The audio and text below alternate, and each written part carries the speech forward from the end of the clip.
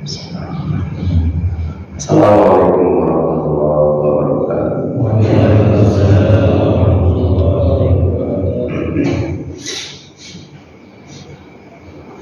Alhamdulillah. Wassalatu wassalamu ala Rasulillah wa ala alihi wa sahbihi wa man la haula wa la quwwata illa billah. Rabbi ishrah li sadri wa yassir li amri wa hlul 'uqdatam min lisani yafqahu qawli. Amma ba'd. Qala Allah ta'ala fil Qur'anil Karim. A'udzu billahi as-sami'il 'alim minasy syaithanir rajim. Bismillahirrahmanirrahim. Ya ayyuhalladzina amanu taqullaha haqqa tuqatih wa la tamutunna illa wa antum muslimun. Sadaqallahu alaihi. Dan kami muliakan para alim hadirin jemaah kaum muslimin rahimakumullah. Kita awali dengan membaca basmalah kedua. Bismillahirrahmanirrahim. Allahumma bika asbahna wa bika amsayna wa bika nahya wa bika namut wa ilaika nusyur. Allahumma inna nas'aluka ilman nafi'an wa rizqan tayyiban wa amalan mutaqabbalan. Allahumma arinal haqqan haqqan wa rizqna ittiba'ah wa arinal batilan batilan wa rizqna ijtinabah. Walhamdulillahi rabbil alamin. Hadirin kaum muslimin hafizahumullah, puji syukur kita panjatkan pada Allah Subhanahu wa taala dengan segala kebaikan yang Allah hadirkan dari sekian banyak nikmat yang Allah bagikan dengan segala ketentuannya.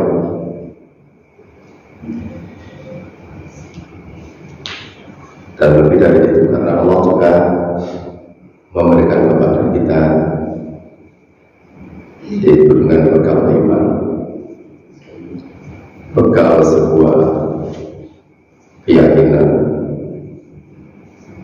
bekal rasa tawakal, bekal kesabaran. Dan itu adalah buat dari terimaknya hati seorang hamba kepada Allah Subhanahu wa taala. Salawat dan salam semoga Allah limpahkan pada uswatun hasanah Rasulullah sallallahu alaihi wasallam, keluarga sahabat dan para pengikutnya yang istiqomah ila yaumil akhir. Hadirin kaum muslimin rahimakumullah. Terkait dengan keyatiman Rasulullah sallallahu alaihi wasallam, beliau mengalami beban keyatiman yang lebih berat dibandingkan kebanyakan masyarakat secara umum. Yatim kasih sayang, yatim harta, dan yatim pendidikan. Tetapi kemudian tentu semuanya karena bimbingan Allah Subhanahu wa taala, justru keterbatasan yang ada pada diri Rasulullah sallallahu alaihi wasallam yang menurut kacamata dan teori manusia itu bisa berpotensi mengantarkan kepada sifat buruk seseorang, itu tidak tergambar pada Rasul. Ya, jadi kalau orang kemudian terbiasa kekurangan, dia berada di lingkungan yang jelek, dia tidak mendapatkan kasih sayang, sangat mudah. Dan orang mungkin tidak akan pernah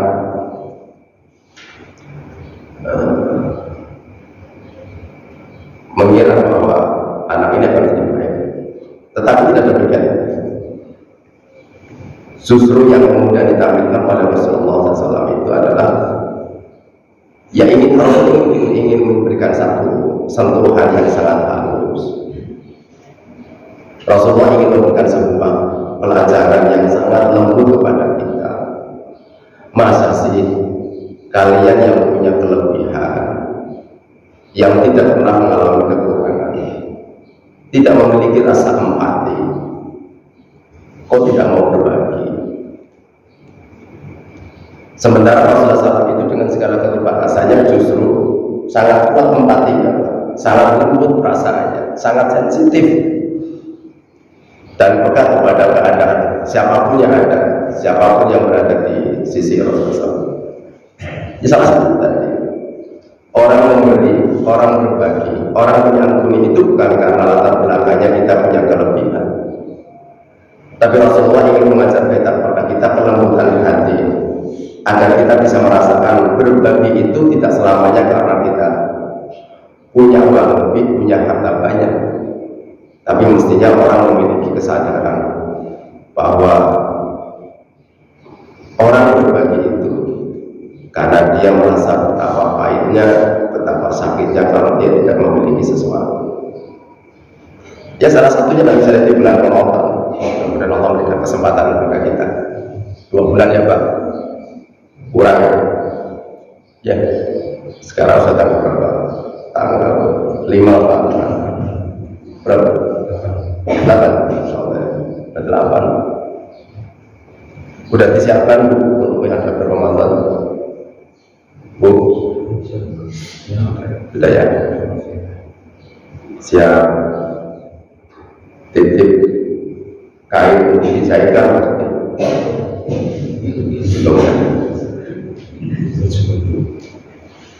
Siap bikin kue atau pesan kue? Dari Allah.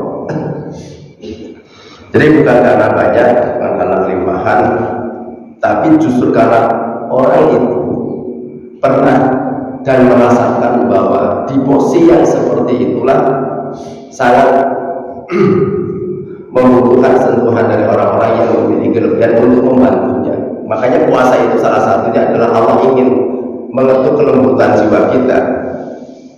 Kita ini punya uang, tapi kok tidak berharga.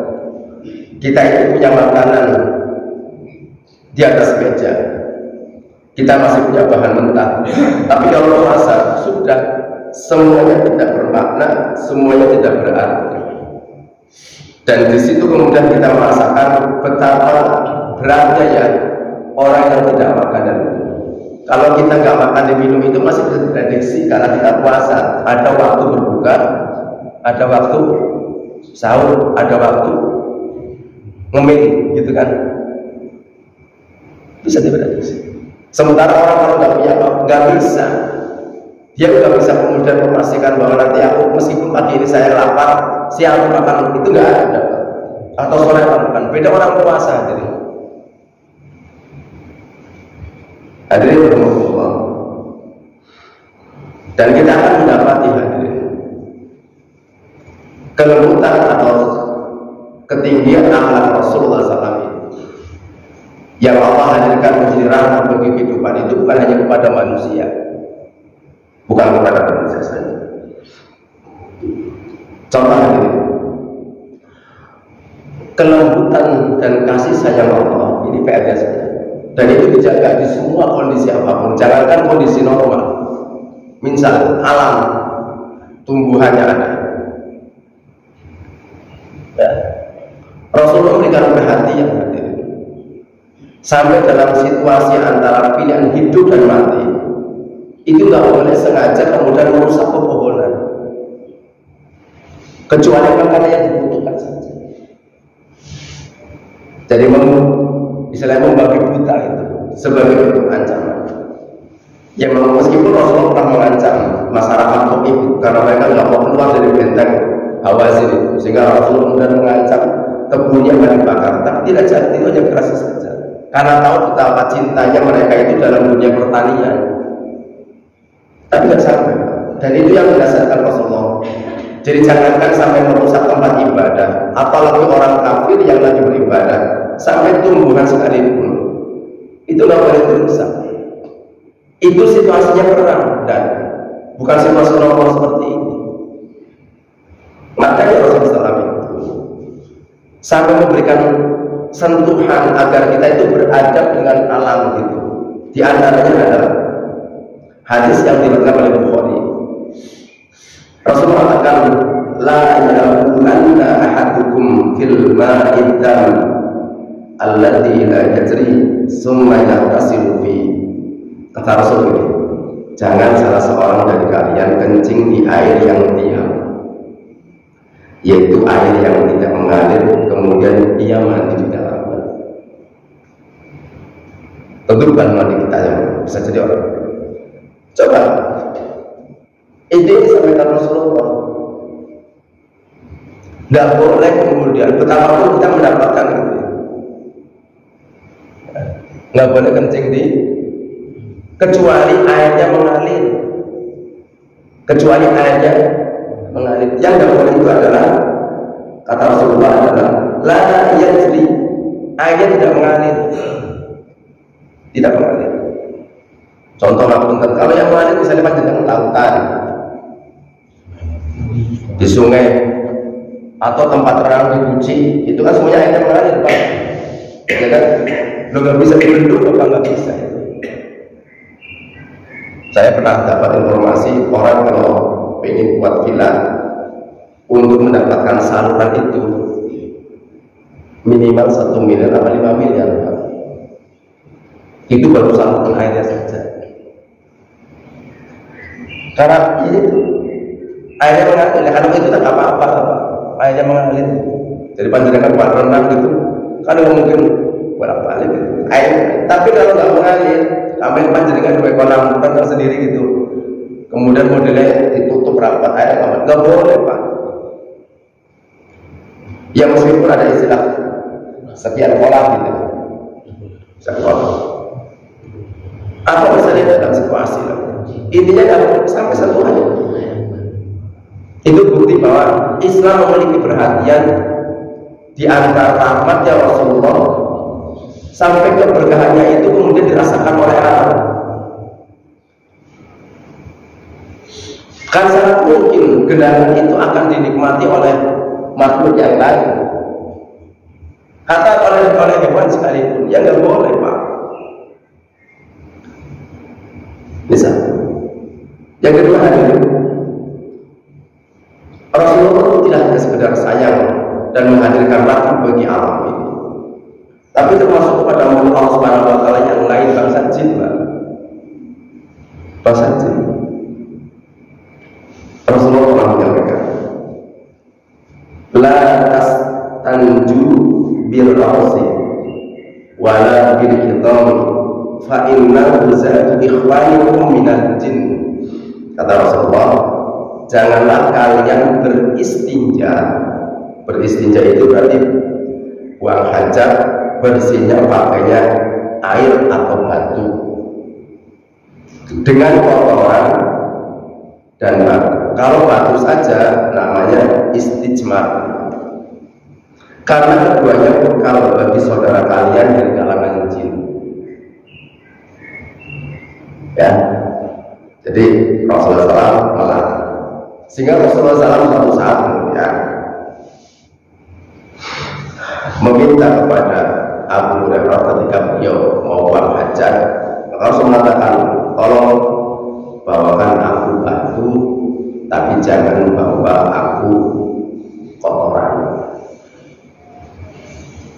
Setelah kemudian Rasulullah selesai, Rasulullah SAW Kemudian Abu Hurairah bertanya, ya Rasulullah, ada apa dengan tulang dan kotoran itu? Dijawab, itu makanan jin. Itu makanan jin. Kemudian Rasulullah menceritakan bahwa suatu saat ada rombongan jin, yaitu jin nasibin. Ini sebaik-baik jin, namanya jin nasibin. Datang sama Rasulullah SAW, itu minta bekal. Dalam dengan jangan berharap itu bisa. Nyobain membekali jin apa? Bukan malah Melayu. Ya. Rasulullah kemudian mengatakan, lalu Rasulullah mengatakan, apa doanya? Agar tidak mereka melewati tulang dan kotoran itu, melainkan mereka mendapatkannya sebagai makanan. Ya, itulah diantaranya kemudian yang dinasihatkan Rasulullah kepada kita. Jadi tulang, kotoran. Jadi kalau misalnya ada orang kencing, jangan kencing di sampah, karena itu salah satu juga makanannya. Terus sekarang gimana? Oh, sekarang pakainya tulang apa itu yang presto, ya kan Pak? Tulang lunak di presto boleh nggak? Ya boleh. Yang dimaksud itu adalah tulang yang kemudian sudah menjadi sampah. Sekarang kan tulang aja digoreng ya Pak, kriuk begitu ya. Yang nggak apa. Hadirin rahimahullah. Kita akan melihat di antara beberapa kasih sayang Rasulullah SAW. Misalnya Rasulullah mendoakan kebaikan kepada orang-orang yang menyakiti. Ini mendoakan orang-orang yang menyakiti Rasulullah. Dalam akal sehat kita itu pernah nggak terpikir Pak? Dan mendoakannya itu bukan setelah kita pulang sekian hari sudah sembuh kita doakan, maafkan, enggak. Hari itu juga lagi disakiti langsung doa. Kayaknya pernah terpikir nggak?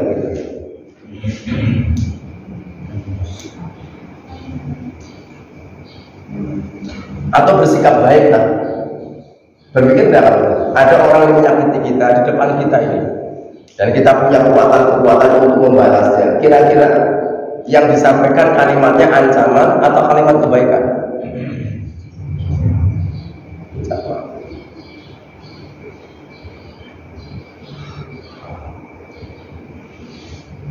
Suatu saat di masa pemerintahan Ali bin Abi Thalib radhiyallahu anhu,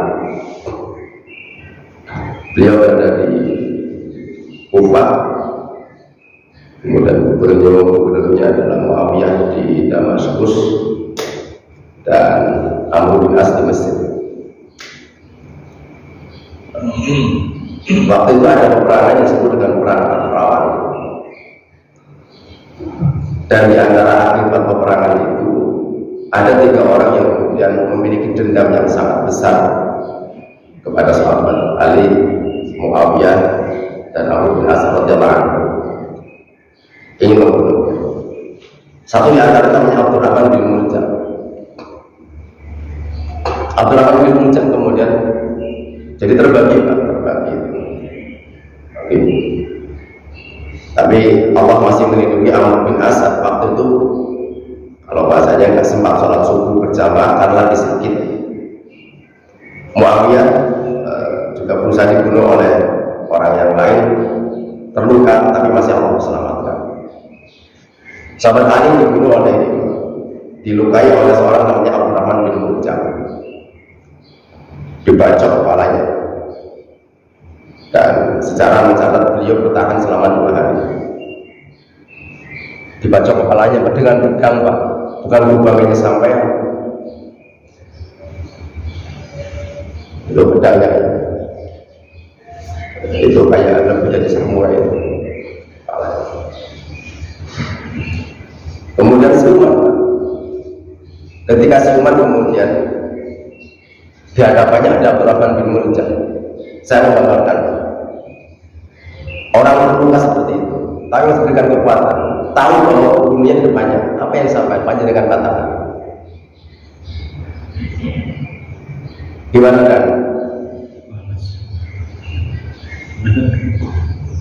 Gimana? Kalau yang melukai itu pimpinannya, kemudian di depannya ternyata yang melukai itu tertangkap, itu diapakan ngapunten? Kira-kira pelakunya bisa lempeng apa? Ya, karena pada akhirnya kemudian sahabat Ali bin Abi Thalib meninggal dunia. Dan dia malah mengatakan, jika aku sembuh, maka keputusanku ada pada diri. Engkau aku qisas atau aku maafkan. Kalimat yang muncul kayak gitu, Pak. Terpikir gak kayak gitu? Dikisos berarti sesuai dengan syariat. Dan orang itu berarti kalau dikisos ya sudah, kemudian muslim juga. Atau dimaafkan.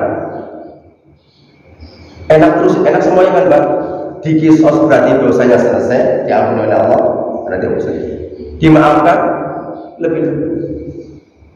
Tapi kata sahabat Ali, tapi kalau aku mati, maka beliau sampaikan kepada sahabat yang mengatakan, bunuh dia, tapi jangan mutilasi. Bunuh dia, tapi jangan dimutilasi. Dan kelak aku akan bersaksi kepada Allah semesta alam ini untuk menuntut kezaliman yang kamu lakukan. Tapi itu pesan, Pak.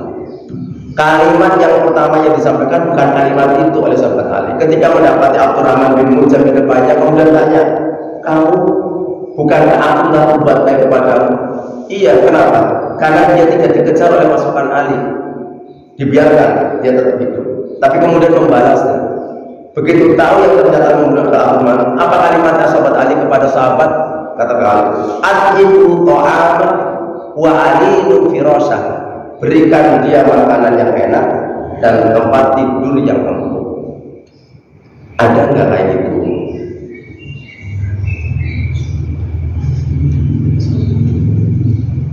Ada nggak? Saya tanya, ada nggak? Ada nggak? Oh, ini sahabat Ali. Coba terluka, Pak. Tapi pesan sahabat Ali yang pertama justru yang disampaikan kepada sahabatnya, atibu ta'ama, berikan makanan yang enak, wa alinu firasha, dan berikan tempat tidur yang empuk. Itu diberikan oleh negara enggak? Kepada narapidana yang nyolongnya paling ayam, juga di masjid, itu diberikan enggak? Diberikan, tapi ada para koruptor. Ya enggak? Oh betul, sudah selesai kalau enggak.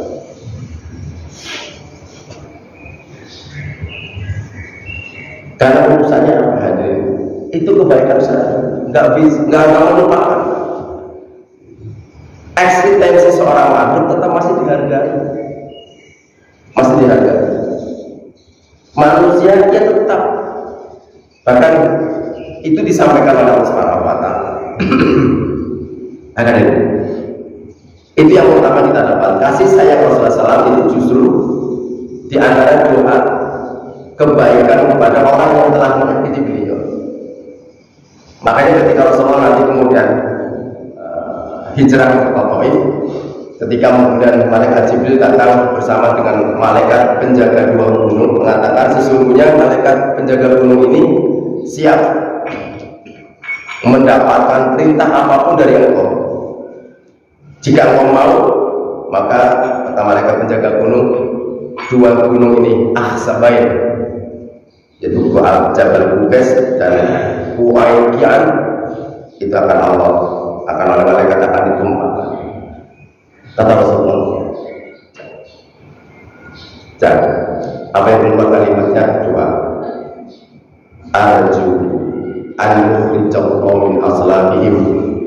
may ya'budullaha wahdahu wa la yusyriku bihi syai'an. Rasul ditawari kalau Rasul merasa disakitkan, Allah tahu, dan mungkin bahasanya sudah pada puncak kedoliman lah, sampai anak-anak kecil, wanita-wanita budak itu kemudian diprovokasi untuk kemudian melempar Rasulullah dengan cara dolim. Tapi apa yang disampaikan Rasulullah?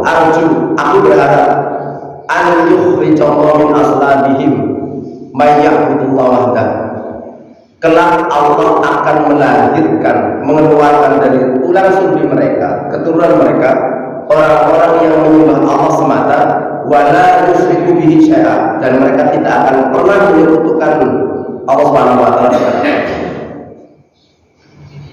Itulah lantunan kasih sayang yang dibaca oleh Rasulullah, yang dimunajatkan oleh Rasulullah, bukan dalam kondisi normal, bukan dalam kondisi beliau kemudian disenyumi, tapi justru ketika Rasulullah disakiti. Makanya tadi saya katakan, kayaknya kalau kita lagi disakiti orang, akal sehat kita nggak pernah lakukan kebaikan apa ya yang harus saya berikan sama orang yang menyakitiku saat ini. Agar disakiti terus plak terus amplangnya terus, walaupun mungkin tidak sepadan dengan apa yang diperbuat ketolimannya itu, kemudian mengajukan ya minta maaf ya tetap masih anapik kayak ya, maaf misalnya ada orang mencuri kaleng, saya pernah lihat video sekarang mencuri uang masjid itu, kaleng itu pakainya lidi, dilim. Betul, saya lihat itu ketika orang itu ditangkap. Jadi dan kita kudu dibuka. Misalnya misalnya simping itu.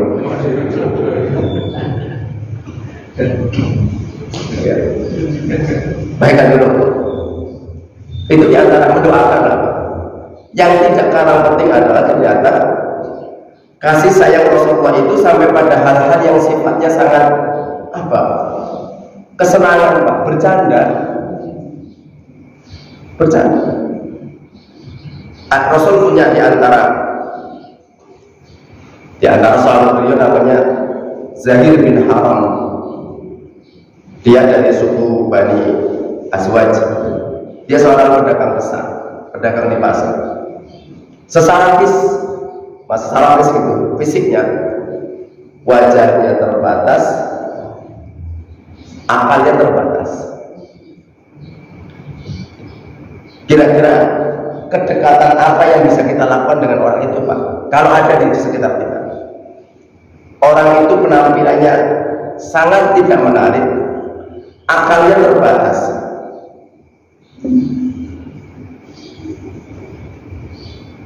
Yang menyebut Rasulullah SAW, Rasul ingin mengajarkan kepada para sahabat, karena di sana dan memang sering datang.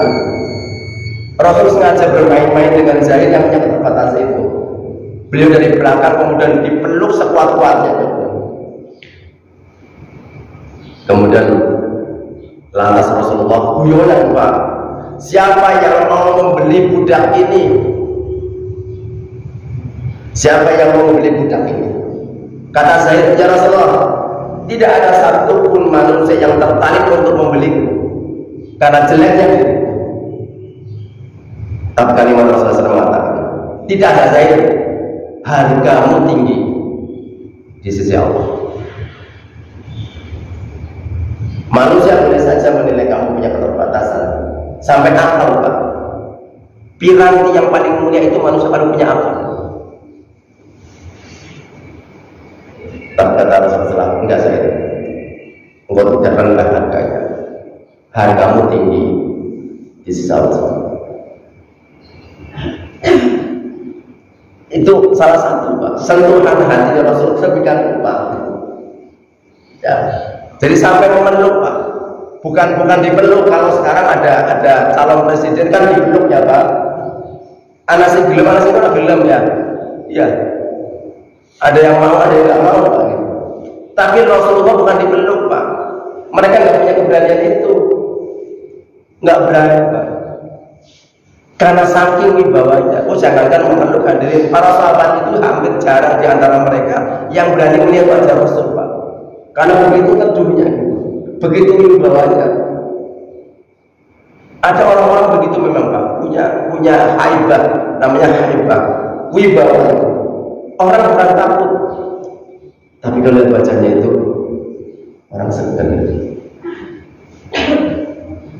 Kan sampai berapa ada kisahnya para pemuda, ya Rasulullah, hanya satu ya Rasulullah aku inginkan. Ya, aku ingin, yaitu ketika walaupun kisah ini kemudian diperdebatkan para ulama, katanya dhaif ya. Orang yang ingin menuntut balas karena pernah disakiti, karena pernah terluka, dipukul dengan tubuh yang terbuka. Kata Rasulullah, dulu ketika aku disakiti ya Rasulullah, meskipun tidak sengaja, aku tidak memakai baju. Kemudian bukasan, aku hanya ingin sentuh, aku hanya ingin merasakan tubuhku pernah bersentuhan dengan kulit.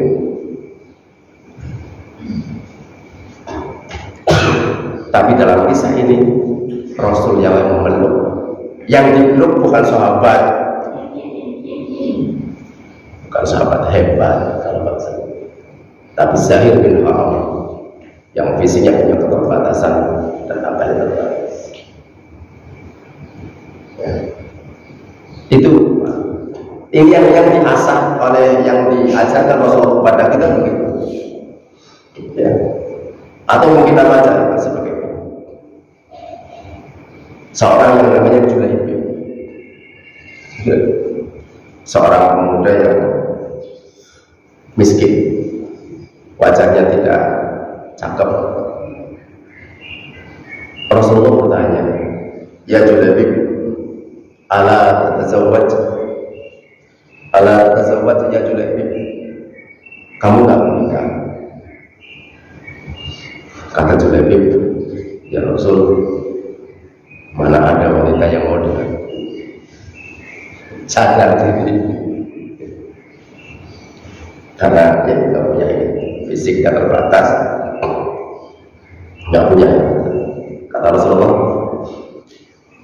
kamu datang lamar wanita Ansor itu. Yang dilamar bukan wanita biasa, anaknya bangsawan. Ngapunten. Misal orang kerja di satu institusi, di Pemda gitu, dia tukang sapu, ya, pernah nggak disapa apa itu? Para pejabat pernah nggak nyapa mereka itu? Dan pernah nggak yang tukang bersih itu disapa? Sekedar dikasih uang makan atau kasih makan? Pernah ada itu sama pimpinannya? Mungkin ada ya, insya Allah ya Pak. Amin. Ada yang bisa nggak kemudian ini pegawai rendahan, anaknya paling lama, anaknya kepala dinas, lama kepala dinas Pak. Kira-kira diterima orang Pak? Terima ya. Terima. Jodoh. Ada lahirianya yang kepala dinas itu ngerti, ki anaknya kepala dinas, maksudnya. Tahu setiap hari ketika berangkat dia mobil itu, kayak berangkat lah kayak gitu. Itu ngerti, jebule anaknya kira-kira begitu datang diterima apa enggak? Kalau jodoh ya. Rasul perintahkan, ya tentu. Tapi dan itu sampai kemudian terjadi pertunangan. Ya karena miskin terus gimana? Rasulullah melibatkan Pak. Ini tema singkat Pak. Jadi semestinya kalau urusan pernikahan itu bukan urusan pribadi. Dalam syariat Islam itu apa? Harus dipikirkan umat Islam, minimal oleh keluarganya. Contoh misalnya, saya punya adik, punya keponakan. Terus kemudian apa? Misalnya adik saya teman, rata-rata dari orang bojo. Bukan sekedar takon, Pak. Dengan pertimbangan sudah harus nikah misalnya, dengan pertimbangan lama duit itu sampai kakaknya itu kudu mikir, nah. Saudaranya harus memikirkan itu. Ada nggak kayak gitu? Ya, ada. Ada.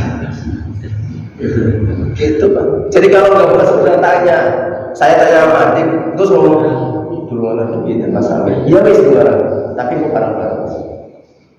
Keluarganya bantu Pak. Gitu. Jadi urusan pernikahan itu bukan mikir pribadi, bukan. Itu pikir-pikir. Makanya kemudian salah satu di antara alokasi Baitul Mal yang dulu pernah dilancarkan oleh Umar bin Abdul Aziz ketika menjadi khalifah, itu karena saking sulitnya orang menerima uang. Apa yang dilakukan? Cari orang yang pengen menikah, siapkan semua perangkatnya, dibiayai nol, mereka tidak usah keluar biaya. Dan itu kewajiban negara Pak. Dudu sing zina malah tidak kena gedung, kan komplek itu ya. Yang zina itu malah dipermudah, difasilitasi. Bukan yang mau nikah dipermudah. Karena dampaknya luar biasa. Nikah udah disiapkan Pak. Para sahabat itu sudah dibelikan semua perangkat untuk nikah. Di saat itu ada panggilan jihad. Ada panggilan jihad. Julaibib memang bukan malah fokus dengan persiapan pernikahannya, dia ikut terlibat. Apa? Barang-barang syarahan itu. Sebagian dia jual untuk membekali dirinya ikut perang bersama Rasulullah SAW. Perang itu kemudian dilakukan. Di saat akhir kemudian Rasulullah SAW kemudian inspeksi, kemudian tanya satu persatu. Rasulullah SAW mengenali Pak, Masya Allah Pak, Masya Allah, ini bahasanya seorang pemimpin Pak. Saya ngapunten, maaf, sudah sekian kali saya datang ke sini, nama satu pun mungkin masih banyak yang belum tahu. Rasul tahu satu persatu. Yang dipimpin bukan sekedar satu, bukan 100, ribuan, itu kenal satu persatu. Ada nggak pejabat kayak gitu? Ngerti? Mulai dari bawahannya, katakanlah wakil kepala dinas lurus sampai kemudian staf di lingkungan itu kenal satu persatu. Rasul tahu. Rasulullah kemudian membangkitkan empatinya kepada sahabat Julaibib. Wahai sahabat, kalian kehilangan seseorang enggak? Ya Rasulullah, saya kehilangan simpulan. Semuanya jawab Pak. Ya Rasulullah. Ditanya lagi, kalian masih kelihatan enggak kehilangan seseorang? Ya terus berkali-kali sampai kemudian para sahabat tidak lagi bisa mengabsen karena memang sudah tidak ada. Tidak ada satupun sahabat yang kemudian masih bisa mengenali siapa, karena kan sudah ada Pak. Rasul kemudian mengatakan, aku kehilangan Julaibib. Aku kehilangan Julaibib.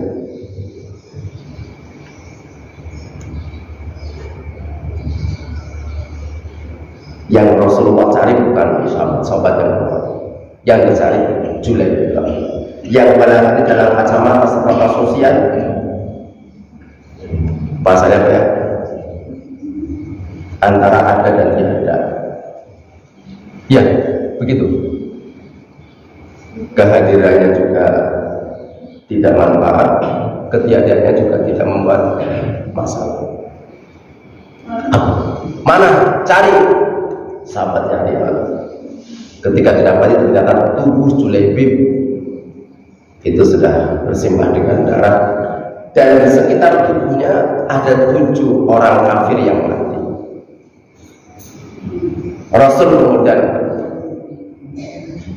mengatakan, ya Rabb, aku adalah dia adalah aku mencintainya. Begitu kemudian mati, dan itu membuat para sahabat iri Pak dengan kalimat itu. Ketika kemudian tubuh Zulaifi kemudian dimasukkan ke liang lahat, Rasulullah yang semarah apa? Ini pimpinan jauh melampaui posisi seorang presiden. Ini pimpinan itu bukan. Rasulullah mengatakan, ya Allah, aku ridho sama dia, ridhoilah dia ya Allah. Kalimat itu membuat para sahabat memesan, pengen mendapatkan kalimat itu dari Rasulullah dalam saat kematian. Siapa mereka? Siapa yang mendapatkan itu? Zulaifi, orang yang punya keterbatasan dari fisik. Itu hadirin yang bisa kami sampaikan. Mohon maaf kalau ada kekurangan. Kebenaran mutawallinya di dalam suara Allah. Kita akhiri alhamdulillah rabbil alamin. Astagfirullah, astagfirullah, astagfirullah. Subhanallah wa bihamdihi, asyhadu an la ilaha illa anta, astaghfiruka